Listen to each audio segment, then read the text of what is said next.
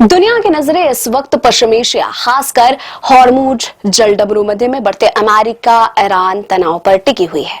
लेकिन कूटनीति और युद्ध कौशल का पुराना नियम है, दुश्मन वही वार करता है जहां आपका ध्यान नहीं होता है। बीजिंग इस रणनीति पर चलते हुए चुपचाप भारत के समुद्री पिछवाड़ी यानी हिंद महासागर क्षेत्र में अपनी सैन्य और सामरिक पकड़ मजबूत कर रहा है।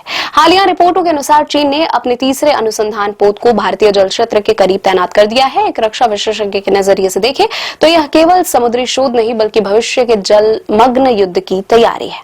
चीन का नवीनतम जासूसी जहाज शीयान सुंडा जलडमरू मध्य के कठिन रास्ते से होता हुआ हिंद महासागर में दाखिल हो चुका है। दिलचस्प बात यह है कि इसका घोषित गंतव्य मालदीव की राजधानी माले है। मालदीव में हालिया राजनीतिक बदलावों के बाद माले का चीनी जहाजों के लिए पोर्ट ऑफ कॉल बनना भारत की समुद्री सुरक्षा के लिए एक रेड फ्लैग है। यह क्षेत्र सीधे तौर पर भारत के विशेष आर्थिक क्षेत्र की निगरानी सीमा में आता है। 3 मोर्चों पर घेराबंदी, दायांग सीरीज का खेल। हिंद महासागर में अब चीन का एक छोटा लेकिन घातक बेड़ा सक्रिय है। दायांग हाओ फरवरी से सक्रिय, वर्तमान में अफ्रीका के करीब। दायांग ई हाओ दिसंबर से भारत, पाकिस्तान और अफ्रीकी तट के बीच निरंतर गश्त पर। शियान 6 ताजा प्रवेश जो मालदीव के पास तैनात है। कागजों पर यह जहाज सिविलियन है, लेकिन इनकी क्षमताएं किसी युद्धपोत से कम नहीं है। रक्षा जानकारों के लिए चिंता के मुख्य कारण इस प्रकार हैं। मैपिंग का दोहरा उपयोग। शियान श्रेणी के जहाज समुद्र तल की विस्तृत मैपिंग करते हैं। यह डेटा पनडुब्बियों के लिए नेविगेशन कॉरिडोर और छिपने के लिए ब्लाइंड जोन की पहचान करने में काम आता है। सब सरफेस डेटा।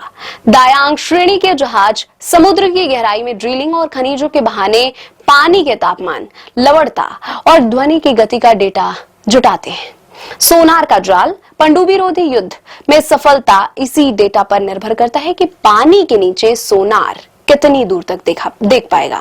वर्तमान में चीन के पास लगभग 50 अनुसंधान जहाज हैं जो प्रशांत में और हिंद महासागर में फैले हुए हैं। इसके मुकाबले भारत के पास केवल 10 से 12 ऐसे जहाज हैं। भारत अब इस अंतर को पाटने के लिए मत्स्य 6000 जैसी महत्वाकांक्षी परियोजनाओं पर काम कर रहा है, जो 6000 मीटर की गहराई तक जाकर चीन की गतिविधियों को टक्कर दे सकेगी। हम्बनटोटा से लेकर माले तक चीन की यह मोतियों की माला अब सक्रिय सैन्य चुनौती में बदल रही है। भारत को न केवल अपनी निगरानी बढ़ानी होगी बल्कि हिंद महासागर में अपने साझेदारों जैसे फ्रांस, अमेरिका, ऑस्ट्रेलिया के साथ मिलकर एक मजबूत रक्षा कवच तैयार करना होगा।